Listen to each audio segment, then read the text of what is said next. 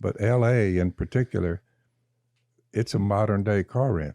I'm sorry, but that's the way it looks. As far as the list of what they were up to here, you say it's L.A.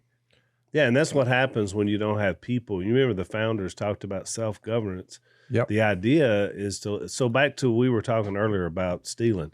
There was another thing that happened when you were a brand new Christian. We were living in some apartments, and we may have told the story before, but this drilled into my head because I was about 11 or 12. Jase was about 7 or so, 8, and there was you had some fishing poles in the back of your truck, and there's some people that lived straight across from us in an apartment across the street. Mm-hmm.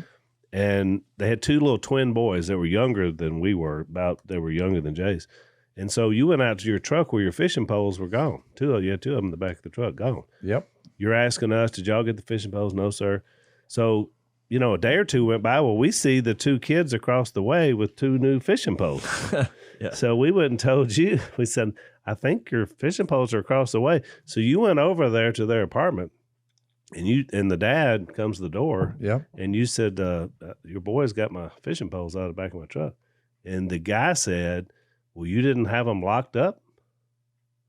I mean, you just left them in your truck, and you expected them to still be there when you came back? And I remember, now you're a brand new Christian. I'm sure there was some anger going on. I don't know this for sure. But you said, that's exactly where I expected them to be.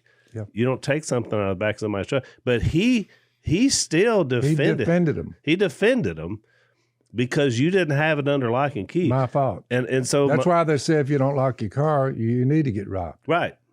Which is kind of funny. That's full circle now, though, Dad, because in San Francisco, they've started leaving their cars unlocked because they don't want people to bust out the window. They'd rather just open the door and get the stuff out. I told y'all this before, but the only time I had a burglary at my house was on Christmas Eve because we were down here, and I get back and my door's laying on the floor, and they had stole some of the Christmas presents and I think a game console and some games.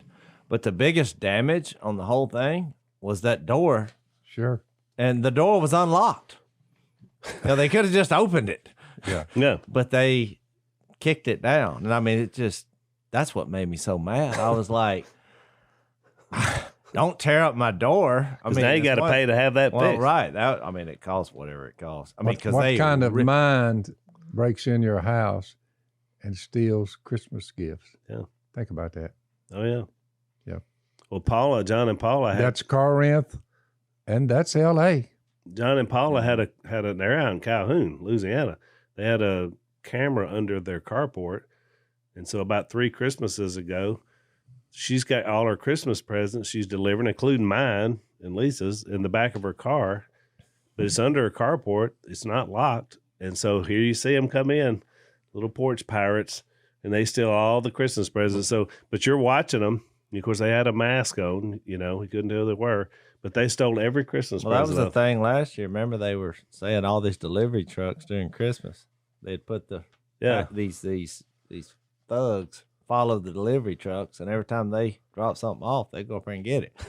They just go on to the next stop, drop it off, pick it up. My point is, thievery and immorality, it just wasn't going on 2,000 years ago. Oh, no. Yeah, exactly. It's alive I keep and well. bringing this up, but it's still going on, just like it always has. But what gets depravity now in these United States, depravity is common. Right. We're living in a depraved culture.